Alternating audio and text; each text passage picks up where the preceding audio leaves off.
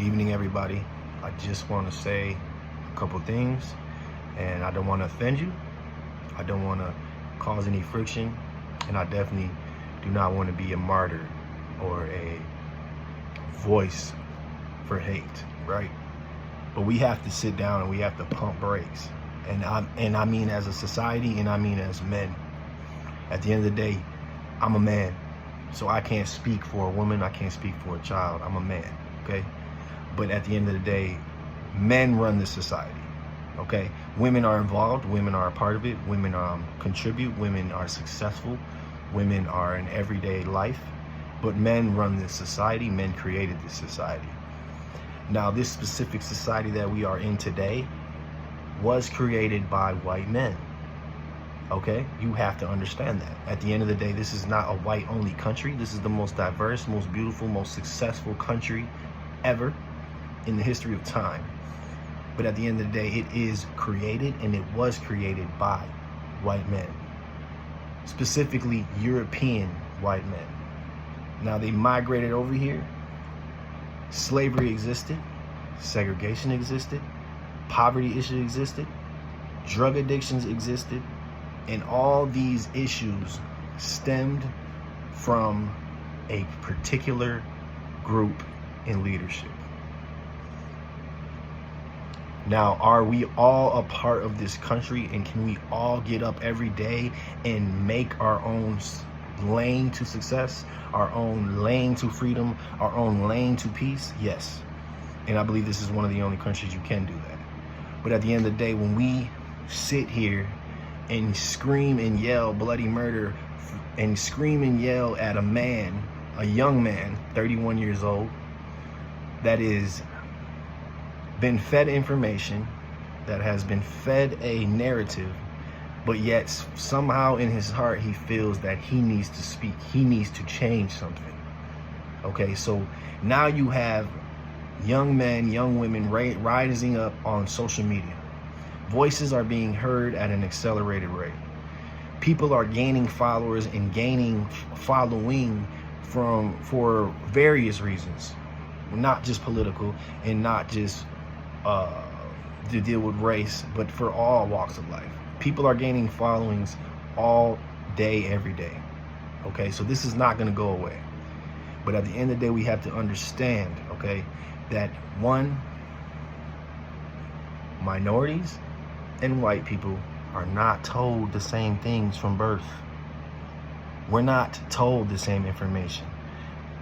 And there's always going to be someone to argue, well, information is there, you need to go get it. Okay, I understand that. But you're going to get your information from your father first, because that's the first one you see.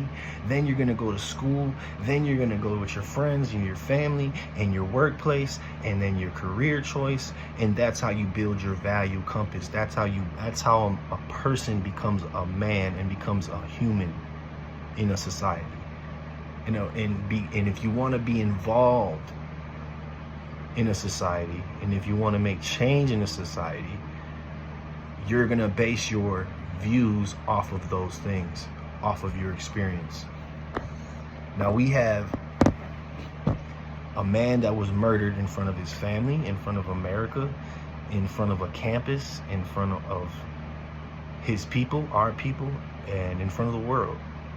If we do not believe that that is morally wrong, if we do not believe that that is evil, then our nation is no longer a nation under God. Our nation is no longer a productive nation, nor near a rising nation. This nation is crumbling. This nation is over, if that's what we believe. If that's what we believe, that this is a godless country, that one we cannot change, that one group of people cannot be bridged into society, that cannot be that cannot grow, then our society is going to fall, and that is going to happen. So that's for men of all colors, and men in this society need to step up. We need to unlearn our biases. We need to do some real deep diving. We need to do some real research before we speak, and we need to be ready to mentor and lead our next generation. Because we can't have differences and biases and egos running our world, running our children. Charlie Kirk had an ego. Charlie Kirk had a motive. Charlie Kirk had a misinformed agenda. But Charlie Kirk wasn't an evil man, and that's why there's going to be a lot of people that are going to mourn him, and that's why there's going to be a lot of people that are going to support him. Now, all these people are not racist. All these people are not dumb. All these people are not evil. You have to understand that. That is. You're doing yourself you are telling yourself you basically cannot change, and you're telling yourself that there is no reason to change if you believe that men from different groups and different walks of life cannot build a bridge. And when you have a man who comes up to the table and opens up a platform, it doesn't matter if his platform is bigger. It doesn't even matter if he outspeaks you. What matters is if you say that your piece from facts and from truth, and you plant that seed. If you do not plant the seed and you do not say nothing, then nothing will happen. Nothing will come of it. But if you do plant the seed and you do go to the table, then the seed is planted and the rest is done. Now, if you don't believe in God, then you do not understand the compassion and the love that any person has for someone who has lost a life, regardless of how their ideals were, or if they were misinformed, or if they had an ego, or if they said some things that they shouldn't have and should have apologized to a community as a whole. But an overall message can be completely eradicated in today's age by a clip. Now, I do not believe, and I've watched full debates and full conversations, that he was an evil man pushing hate. This wasn't a Hitler. This was a man who was misinformed, who was young enough to change, who was influential enough to be dangerous, but wasn't an evil man. And it should be outraged for any man. And I mean any man. Because if you do not feel that you need to get up and speak, then you need to change and you need to protect your family and more than ever. If you do not believe those things, then you are lost. And this is a war against the left and the right. This is not a war against black and white, Mexican and white, any of that. This is a war between two parties that are using our young men on both sides. They're using white men, and they're using black men, and they're using Mexican men, and they're using all sides of the coin to divide us for their purpose, for their profit, for their gain, for their power. Okay, these men have been in power for our entire civilization's existence. And I'm not saying humanity's existence, I'm saying our civilization. Our civilization, the European diaspora, the American diaspora, is been in existence and ran by a group. Whether or not other groups and other ethnicities have gained successful stories from this society and have gained access to resources and knowledge and have lived here amongst these men and women since the beginning of this nation, they still are the creators of this nation, because they're the ones that wrote the doctrines. They're the ones that put in place the procedures, the programs, and they're the ones that push narratives.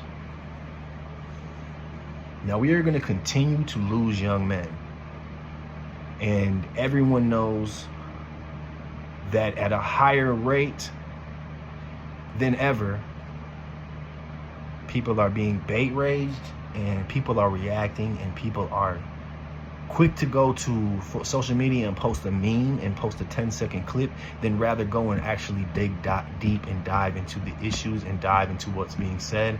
And then they label someone, boom, you're racist, you're hated, you deserve to die, you deserve to die. If that's not insanity, then I don't know what is.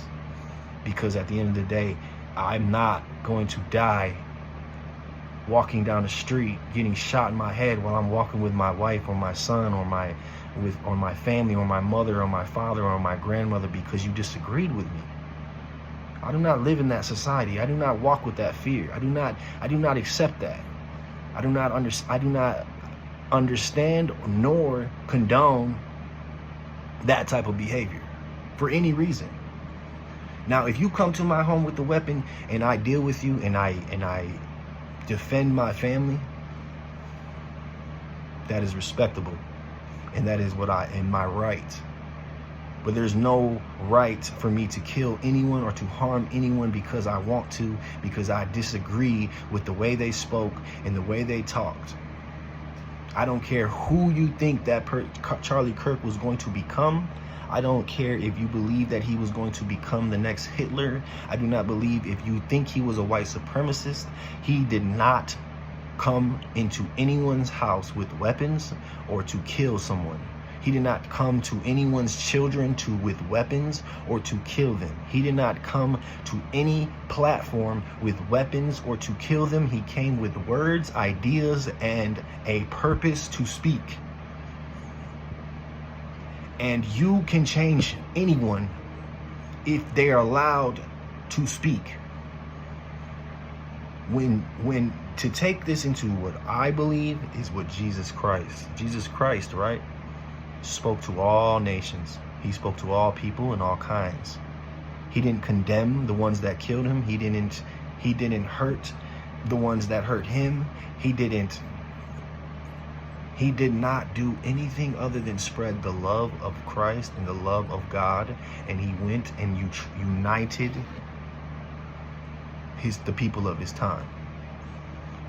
And he lived and died on it. He is the greatest martyr. He is the last martyr. He is the only martyr that should be relevant in all ages and all time, because he is the way, the truth, and the light. And if you believe that, then you believe that we are fighting a good versus evil battle. And there is an evil agenda.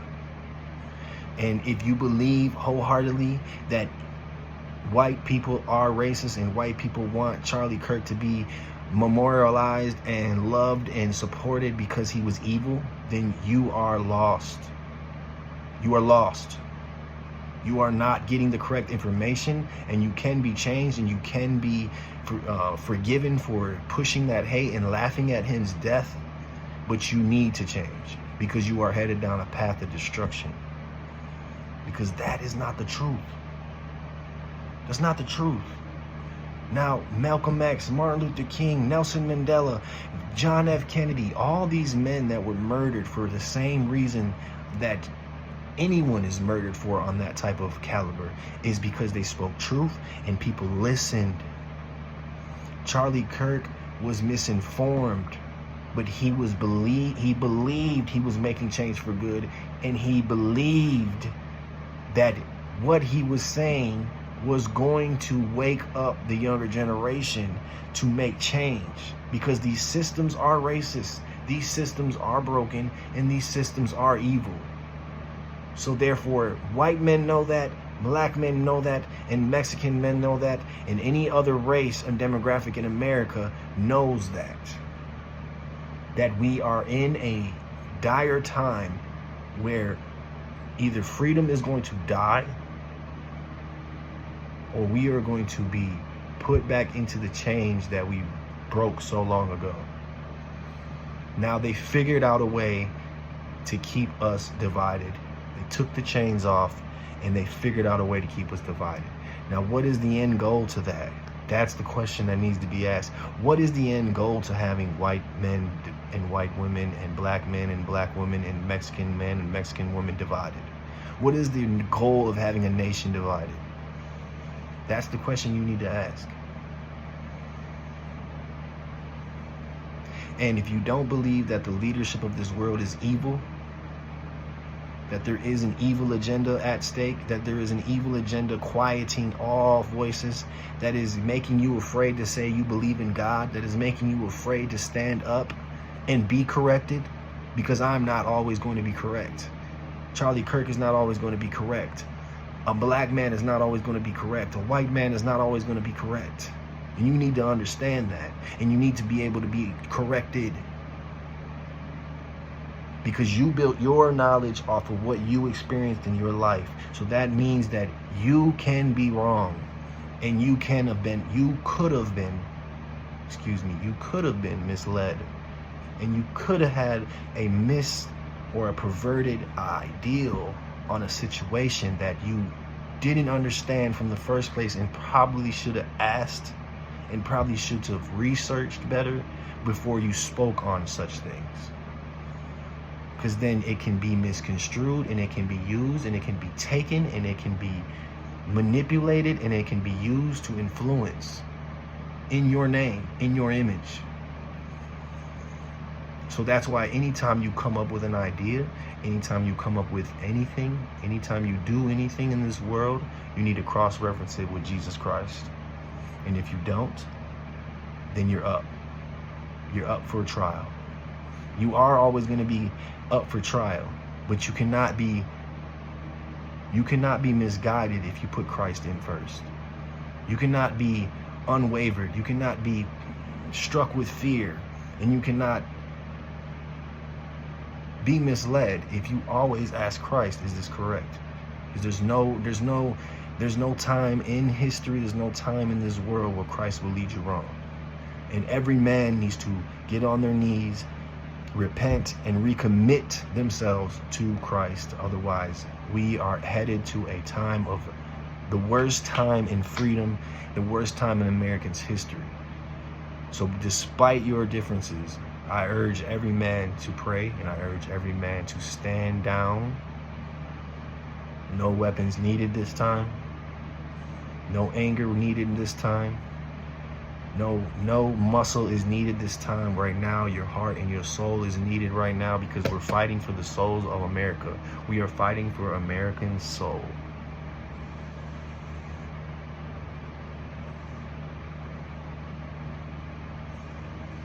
So I leave you with, I respect you, I love you. You did not have to listen, you don't have to listen. But I do encourage you to ask one question to one person, and one person only, and that's Jesus Christ. He lived a doctrine and died with that doctrine. Unwavering, unblemished. So we need to stop focusing on our own ideals and our own conceptions, and stop believing in men that have no connection to our Father. And if you are a man who wants change, you need to align yourself with Christ, and you need to be humble, and you need to strip your ego before you step into your purpose. Because your purpose can lead you down a path like Charlie Kirk. Charlie Kirk was not supposed to be shot in his neck because of his ideals. God did not have a purpose for him to get shot in the neck in front of his family. That was a man's purpose. That was a man's ideal. And that's the issue that we are facing.